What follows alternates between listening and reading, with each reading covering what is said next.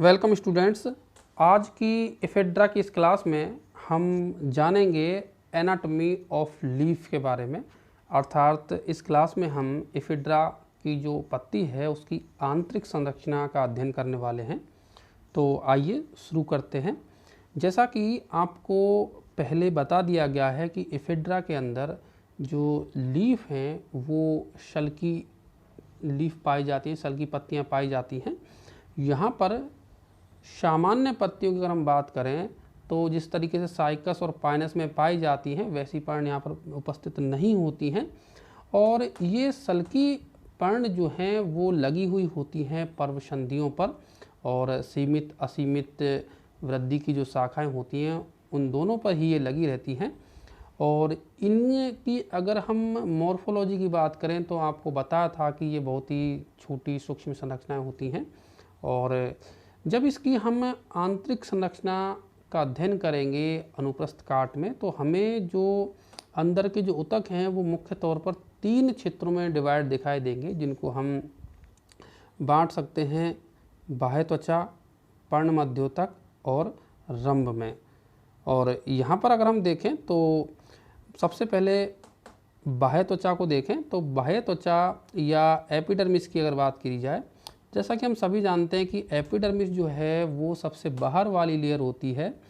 तो यहाँ पर भी यह पर्ण की सबसे बाहरी परत होती है, और यह बाहरी परत जो है वो मृदुतकी कोशिकाओं से बनी हुई होती है। पेरेन्काइमेटस सेल्स से ये निर्मित होती है। और इसके ऊपर जो है क्यूटिकल का आवरण पाया जाता है। मोटी क्यूटिकल के द्वारा ये, जिसको हम उपचर्म भी कहते हैं, उसके द्वारा यह ढकी रहती है। और जिसके कारण क्या है कि इसकी बाहरी भित्ति जो है मोटी हो जाती है, मतलब मृदुतकी कोशिकाओं की भित्ति भी, बाहरी भित्ति मोटी होती है और ऊपर से जो है क्यूटिकल का आवरण इसके ऊपर पाया जाता है। और इस बाह्य त्वचा में या एपिडर्मिस में अगर हम देखें तो हमें हैप्लोक्लिक टाइप के स्टोमेटा जो है मिलेंगे, जो कि धसे हुए होते हैं। अर्थात इसमें धसे हुए हैप्लोक्लिक टाइप के स्टोमेटा पाए जाते हैं। आपको मैं यहाँ पर ये जानकारी दे दूँ कि हैप्लोक्लिक टाइप के जो स्टोमेटा हैं वो ऐसे स्टोमेटा होते हैं जिनमें गार्ड सेल और जो सहायक कोशिकाएं सब्सिडरी सेल्स हैं उनकी उत्पत्ति जो है वो अलग अलग प्रारंभिक कोशिकाओं से होती है। तो ऐसे स्टोमेटा हैप्लोक्लिक टाइप के कहलाते हैं। तो ये स्टोमेटा यहाँ पर जो है पत्ती की सतह पर पाए जाते हैं। एपिडर्मिस में धसे हुए स्टोमेटा हमें दिखाई देंगे जब हम इसकी इंटरनल स्ट्रक्चर को देखेंगे। तो यहाँ पर आप ये सेलुलर डायग्राम देख सकते हैं। तो ये इस तरीके से जो हम सबसे बाहर वाली लेयर देख पा रहे हैं इसको हम कहते हैं एपिडर्मिस। और ये जो बाहर लेयर इसके दिख रही है, जो जिसको हम उपचम कहते हैं, क्यूटिकल कहते हैं, ये जो बाह्य त्वचा या एपिडर्मिस की कोशिकाएं हैं वो आप देख सकते हैं कि ये अरीय रूप से दीर्घित हैं। अर्थात लंबाई में ये दीर्घित जो है एक तरीके से लंबी पाई जाती हैं कोशिकाएं। और सबसे बाहर की जो है ये लेयर बनाती हैं। अब हम चलते हैं इससे निचले वाले ऊतक क्षेत्र की ओर, जो कि एपिडर्मिस के नीचे का क्षेत्र है। एपिडर्मिस के नीचे चूँकि ये पत्ती है तो पर्ण के अंदर हम जानते ही हैं कि मीजोफिल पाया जाता है। तो यहाँ भी जो है मीजोफिल पाया जाता है, एपिडर्मिस के नीचे उपस्थित होता है। और इसमें जो है 2 प्रकार के ऊतक क्षेत्र में देखने को मिलेंगे, जिसमें से पहला जो है वो है पेलिसेड और दूसरा जो है स्पंजी पेरेन्काइमा। हालांकि द्विबीजपत्री की भांति ये क्षेत्र यहाँ पर बहुत ज़्यादा जो है स्पष्ट तौर पर तो नहीं होते, लेकिन फिर भी जो है हम कह सकते हैं कि ये पेलिसेड में और स्पंजी टिश्यू में जो है विभेदित रहते हैं। तो सबसे पहले पेलिसेड की बात करें, जैसा कि हम सभी जानते हैं कि पेलिसेड या खम्भ मृदुतक जो है ये खम्भ मृदुतक की कोशिकाओं से निर्मित क्षेत्र होता है। और यहाँ पर इसकी 2 से 3 जो परतें हैं कोशिकाओं की वो हमें देखने को मिलती हैं। अर्थात ये जो पेलिसेड टिश्यू रीजन है वो खम्भ मृदुतक की 2 से 3 कोशिकीय स्तरों से बना क्षेत्र होता है। और इन कोशिकाओं में हमें क्लोरोप्लास्ट या हरित लवक जो है देखने को मिलता है। हरित लवक यहाँ पर पाया जाता है जिससे कि ये प्रकाश संश्लेषण कोशिकाएं कर सकती हैं।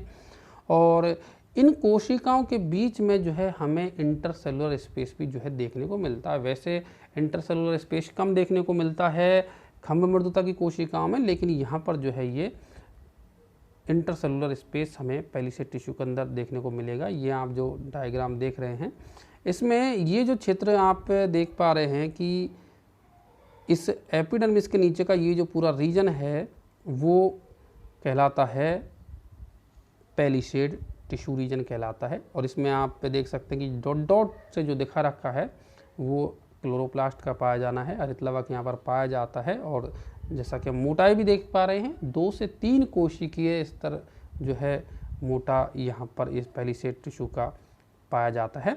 अब इस पेलिसेड के नीचे की अगर हम बात करें तो पाया जाएगा स्पंजी टिश्यू या स्पंजी पैरेन्काइमा, जो कि इस पेलिसेड के नीचे होता है और लगभग पूरे केंद्र में ये फैला हुआ पाया जाता है। और सामान्य जो पैरेन्काइमा कोशिकाएं होती हैं, नॉर्मल जो पैरेन्काइमा कोशिकाएं हैं, उनसे निर्मित ये क्षेत्र होता है। और इस क्षेत्र में इंटरसेलुलर स्पेस जो है हमें देखने को मिलते हैं। एयर स्पेसेस में पाए जाएंगे जो कि वातायन का कार्य करते हैं। एरेशन के लिए इसमें एयर स्पेसेस जो है मौजूद रहते हैं इस स्पंजी पैरेन्काइमा रीजन में, जो कि पत्ती में वायु का संचार करते हैं। और इस क्षेत्र में हम देख सकते हैं कि इस पत्ती की जब आंतरिक संरचना को हम देखेंगे तो ये जो पूरा रीजन आप देख रहे हैं, ये पूरा रीजन जो है जिसमें कोशिकाएं लगभग गोल और अंडाकार कोशिकाएं हैं, जिनके बीच बीच में आप ये इंटरसेलुलर स्पेस देख पा रहे हैं, ये जो पूरा क्षेत्र है वो कहलाता है स्पंजी पैरेन्काइमा। और स्पंजी पैरेन्काइमा की जो कोशिकाएं हैं, यहाँ पर हमें क्लोरोप्लास्ट या हरित लवक नहीं देखने को मिलेगा, या हम दूसरे शब्दों में ऐसा भी कह सकते हैं कि यहाँ पर पर्णहरित जो है वो उपस्थित नहीं रहता है। इस सेलुलर डायग्राम में भी हम देख सकते हैं कि ये जो पेलिसेड की कोशिकाएं थी, इनमें जो है हरित लवक पाया जाता है, क्लोरोफिल पाया जाता है। यहाँ पर जो है हमें क्लोरोफिल देखने को नहीं मिलेगा। अब इसके बाद में हम बात करेंगे स्टील के बारे में। स्टील या जिसे हम रंभ कहते हैं, यह जो है 2 संवहन पूलों के द्वारा यह निरूपित होता है, जो कि पर्ण के केंद्र में पाए जाते हैं। ये 2 संवहन बंडल या वस्कुलर बंडल पाए जाते हैं, जो कि हम जिस स्पंजी मृदुतक की भी बात कर रहे थे उसमें ये अंतस्थापित रहते हैं, उसमें मौजूद रहते हैं, उपस्थित रहते हैं। इस प्रत्येक संवहन पूल की अगर हम बात करें तो ये प्रत्येक जो संवहन पूल है वो एक पैरेन्काइमेटस बंडल सीट के द्वारा घिरा हुआ होता है। अर्थात जो मृदुतकी कोशिकाओं की जो एक आवरण होता है, सीट होती है, उसके द्वारा ये प्रत्येक संवहन पूल जो है घिरा हुआ होता है। और प्रत्येक जो वस्कुलर बंडल है वो कंजॉइंट अर्थात संयुक्त, संपार्श्विक, कोलेट्रल और क्लोज्ड होता है। इसके मायने ये हैं कि इन संवहन पूलों के अंदर जाइलम और फ्लोएम ऊतक के बीच में जो एदा है वो नहीं पाई जाएगी, अर्थात एक क्लोज्ड टाइप के संवहन पूल होते हैं। तो ऐसे में अगर हम पर्ण में जाइलम की बात करें तो जाइलम जो है यहाँ पर फ्लोएम की तुलना में कम विकसित होता है। और जाइलम में अगर हम देखें तो केवल जो है ट्रैकिड्स यहाँ पर उपस्थित होती हैं, केवल जो है ट्रैकिड्स यहाँ पर पाई जाएंगी। वाहिकाएं यहाँ पर टोटली एब्सेंट रहती हैं, अर्थात वेसल्स यहाँ पर नहीं पाई जाएंगी, केवल और केवल ट्रैकिड्स हमें यहाँ देखने को मिलती हैं। और अगर हम फ्लोएम की बात करें तो फ्लोएम में केवल चालनी नलिकाएं और फ्लोएम मृदु तक उपस्थित होता है। यहाँ पर कंपेनियन सेल्स या सह कोशिकाओं का जो है अभाव हमें फ्लोएम में देखने को मिलेगा। और साथ ही अगर हम देखें तो प्रत्येक जो संवहन पूल होता है वो यहाँ पर कोलेट्रल या बहिपोषवायु, जैसा कि आपको बताया, फ्लोएम बाहर की ओर पाया जाएगा। जाइलम की बात करें, जाइलम पत्ती की अभ्यक्ष सतह की ओर पाया जाता है और फ्लोएम जो है वो अपाक्ष सतह की ओर यहाँ पर उपस्थित होता है। हम संवहन पूल को देख लेते हैं सेलुलर डायग्राम में। ये जो आप केंद्र में देख पा रहे हैं कि इस तरीके से 2 संवहन पूल होते हैं। ये जो हम बात कर रहे हैं इस संवहन पूल की, देखिए एक संवहन पूल ये है और दूसरा जो संवहन पूल है वो इस तरीके से यहाँ पर ये उपस्थित है।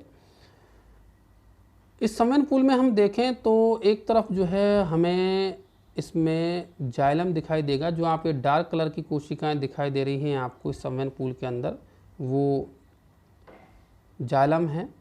ये जो जाइलम दिखाई दे रहा है और ये जो कोशिकाएं दिखाई दे रही है इसको हम फ्लोएम कहते हैं। और चारों तरफ जो है हम देख सकते हैं कि बंडल सीट की जो कोशिका है वो पाई जाती है। तो इस प्रकार हम कह सकते हैं कि 2 संवहनपूल पाए जाते हैं एफेड्रा की पत्ती के अंदर। और ये प्रश्न जो है आपसे परीक्षाओं में भी पूछा जा सकता है कि एफेड्रा की पर्ण के अंदर कितने संवहनपूल होते हैं। तो ऐसे में इनकी जो है ये 2 संवहनपूल पाए जाते हैं। विशेषकर हम अगर बात करें एफेड्रा फोलिएटा की पर्ण की, तो ये तो हुई इसकी आंतरिक संरचना, जिसमें हमने जाना इसमें पाए जाने वाले विभिन्न ऊतक क्षेत्रों और साथ ही साथ वास्कुलर बंडल्स के बारे में। आज की ये क्लास यहीं पर समाप्त होती है। Thank you.